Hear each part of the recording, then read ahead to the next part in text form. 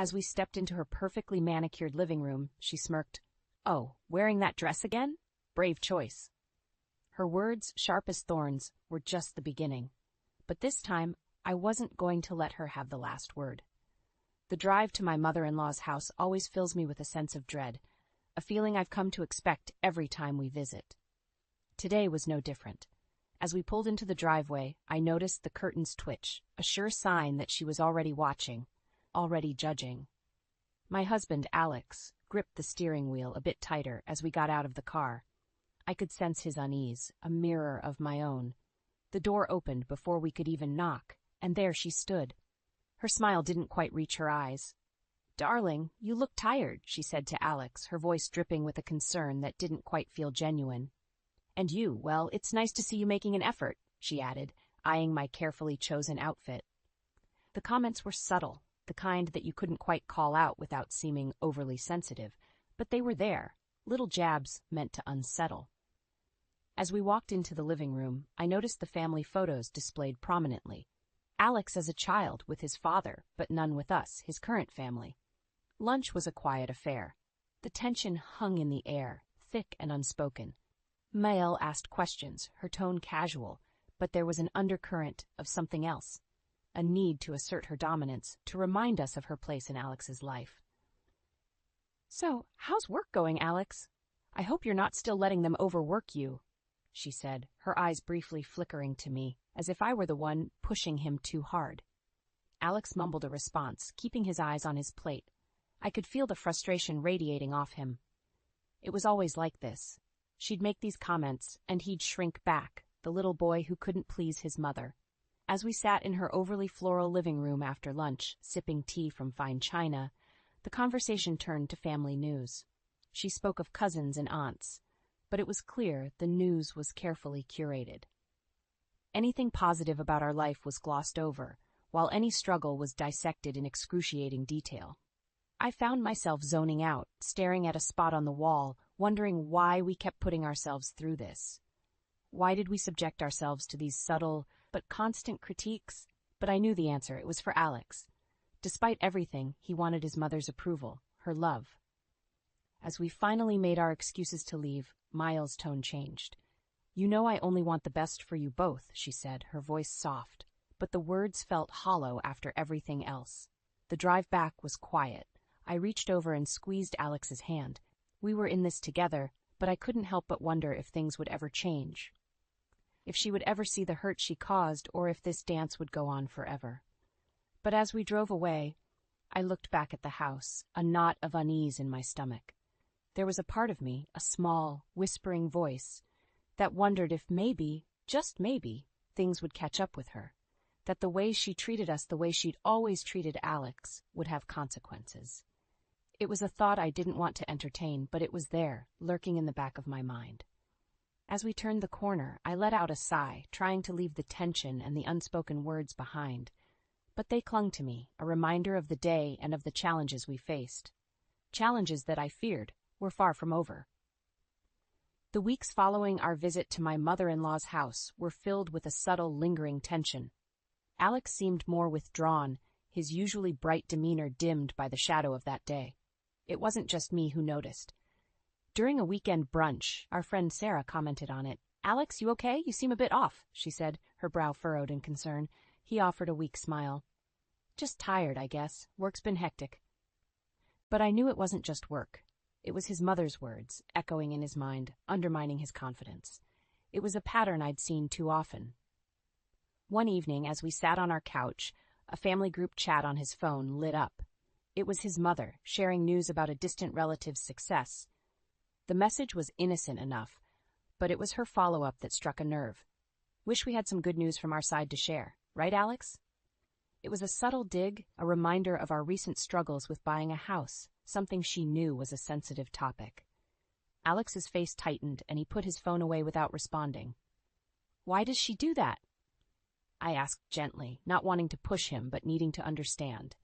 He shrugged, a gesture of defeat. "That's just how she is, always pointing out what's wrong, never seeing the good." It was then that I realized how deeply his mother's words affected him. They weren't just annoying comments, they were chisels, slowly chipping away at his self-esteem. The turning point came a few weeks later at a family barbecue. The sun was bright, the kids were playing in the yard, and for a moment, it felt like a normal, happy gathering. But then Maëlle arrived, and the atmosphere shifted. She greeted everyone warmly, but her words were laced with subtle criticisms.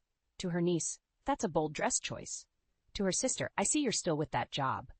Each comment was a tiny barb, hidden beneath a veneer of concern. But it wasn't until she turned her attention to us that the real drama unfolded. "Alex, have you put on weight?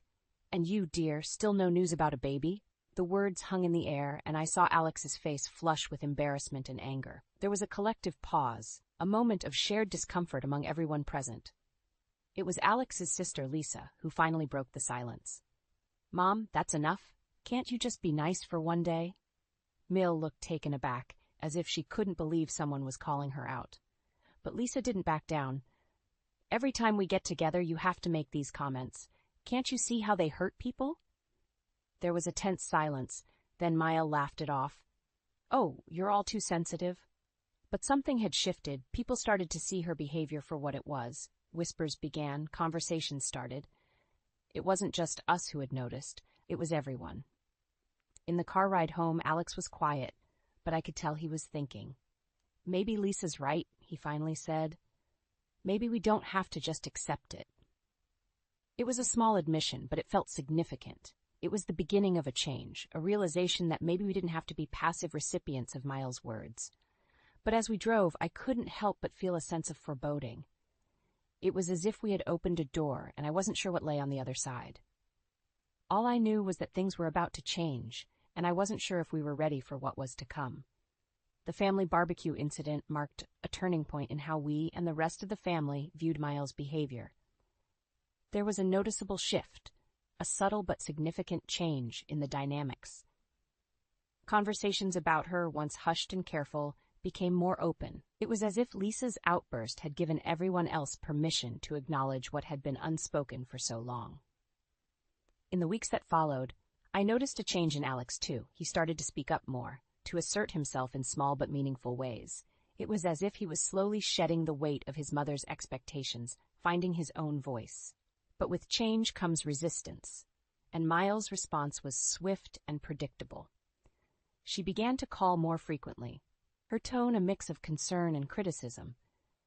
"I just want what's best for you," she'd say, but her words felt hollow, especially now that we were all seeing the strings attached to her concern. Then came the family reunion, an event that had been planned for months. It was supposed to be a celebration, a gathering of generations. But as the day approached, the sense of dread that had become all too familiar crept back in. The reunion was as picturesque as one could imagine. A beautiful garden setting, tables laden with food, children laughing in the background. But beneath the surface there was an undercurrent of tension. Maëlle was in her element, fluttering from group to group, her laughter a little too loud, her smile a little too wide. But her eyes were watchful, scanning for any sign of dissent or disagreement. It wasn't long before a comment was made, a slight too far. This time, it was directed at Alex's cousin, a young woman who had recently started her own business. "A brave venture," Maëlle had said, "but are you sure you're not just afraid of real work?" The comment hung in the air, a palpable shockwave through the crowd. The cousin, taken aback, tried to laugh it off, but the damage was done. The mood shifted, and conversations became more guarded, more careful. I watched as Alex's family began to see what he had seen for years. The mask was slipping, and Maëlle's true nature was becoming harder to ignore. As the day wore on, the tension grew. There were hushed conversations, side glances, a growing sense of unease. It was clear that things were reaching a boiling point. And then it happened. During a seemingly innocuous conversation about holiday plans, Maëlle made a comment about Alex and me, a thinly veiled insinuation about our financial struggles. It was Alex who responded, his voice steady but firm. "Mom, that's enough. Your comments are hurtful, not helpful." There was a moment of stunned silence, then Maëlle laughed, a brittle, forced sound. "Oh, you're all just too sensitive," she said, but her eyes were cold. The rest of the event passed in a blur, a tense and uncomfortable gathering where words were measured and laughter forced. But something had changed. The facade was crumbling, and the family was beginning to see Amiel for who she really was. As Alex and I drove home, there was a sense of somber victory. It was as if a battle had been fought and won, but the war was far from over. But in that moment, I couldn't help but feel a sense of foreboding. Mill wouldn't take this lying down. She was a fighter, and she would come back, possibly stronger than before. And so, as we drove through the darkening streets, I braced myself for what was to come, knowing that this was just the beginning of a much larger storm. The days after the family reunion felt like the calm after a storm. Conversations within the family had changed. They were more open, more honest. The veil of pretense that Mael had maintained for so long was finally lifting. Alex's transformation was the most profound. No longer did he carry the weight of his mother's expectations like a yoke around his neck. There was a newfound lightness in him, a sense of liberation. It was as if he had been granted permission to be himself, without fear of his mother's judgment. But with this newfound freedom came a new set of challenges. Mael's reaction to this shift in family dynamics was as swift as it was predictable. She doubled down on her efforts to regain control, her calls and messages becoming more frequent, more insistent. Her tone had changed too. Gone was the veneer of concerned motherhood, replaced now by a thinly veiled desperation. She sensed the shift in her son and the family, and it frightened her. One evening, a call from Mael ended in a heated argument between her and Alex. Her words were sharp, cutting. "You've changed," she accused. "Ever since you married her, you've become someone I don't recognize." The words stung, but they also brought a sense of clarity. This wasn't just about control, it was about loss. Mael was losing her grip, not just on Alex, but on the narrative she had crafted about her family. In the weeks that followed, the ripple effect of Mael's actions became increasingly apparent. Family members began to distance themselves, their polite tolerance turning to open disapproval. Invitations to gatherings became less frequent, conversations more brief. It was during a casual lunch with Alex's aunt that the extent of the shift became clear. "We always knew she was a bit difficult," the aunt confessed, "but we never realized how much it affected you and Alex." The conversation was a revelation. It wasn't just us who had been affected by Mael's behavior. It was the entire family. And now that the truth was out in the open, it couldn't be ignored. But as the family's stance changed, so did Mael's tactics. She became more erratic, her actions more unpredictable. There were tearful apologies followed by angry outbursts, moments of vulnerability followed by aggressive assertions of her rights as a mother. The family was in uncharted territory, navigating a complex web of emotions and decades-long dynamics. It was exhausting, emotionally draining. But there was also a sense of progress, of moving towards something healthier, more honest. As Alex and I lay in bed one night, talking about the latest development, I couldn't help but feel a mix of emotions. There was sympathy for Amiel, a woman who was clearly struggling to adapt to a changing world. But there was also frustration, anger at the years of hurt she had caused. "It's like she's her own worst enemy," Alex said quietly. "She pushes everyone away, but then can't understand why she's alone." His words were a succinct summary of the situation. Memiel, in her quest for control, had isolated herself, and now as the family began to heal and grow without her, she was left on the fringes, looking in. But as we turned off the lights and settled into sleep, I couldn't shake a lingering question. What would Amiel do next? How would she react to this new reality? And so, as I drifted off to sleep, I prepared myself for what was to come, knowing that the story was far from over. The weeks following our conversation with Alex's aunt were a period of uneasy transition. The family, once bound by a silent agreement to overlook Amiel's behavior, was now openly acknowledging the elephant in the room.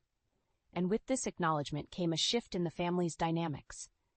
Amiel, sensing her loss of influence, oscillated between attempts at reconciliation and bouts of resentment. Her calls to Alex became a mix of tearful pleas and bitter accusations. Each conversation left him drained, torn between his duty as a son and his need to protect himself and our family from her emotional turmoil. It was during one of these calls that the inevitable happened. Mael, in a moment of unguarded frustration, uttered words that would irreparably alter her relationship with her son. "You were always a disappointment," she said, her voice laced with years of unspoken bitterness. The words hung in the air, a painful echo of every fear and insecurity Alex had ever harbored. The call ended abruptly, and in the silence that followed I saw something break in him. It was as if those words had severed the last thread of hope he had held for a reconciliation. The fallout was immediate. Word of the conversation spread through the family, and what little sympathy Maëlle had retained quickly evaporated. Family gatherings became more infrequent, and when they did occur, Emile's presence was noticeably absent. But it wasn't just the family that turned away. Friends, neighbors, people who had once been part of her social circle began to distance themselves. Her world, once filled with the buzz of constant activity, grew quieter, lonelier. As for Alex and me, the weeks turned into months of reflection and healing. We spent long evenings talking, unraveling years of emotional baggage, understanding how deeply Maëlle's words and actions had impacted our lives. It was during one of these conversations that Alex made a decision that marked a turning point in our journey. "I need to let go," he said, his voice steady but filled with emotion. "For my own sake, for our sake. I can't keep hoping she'll change." The decision wasn't easy.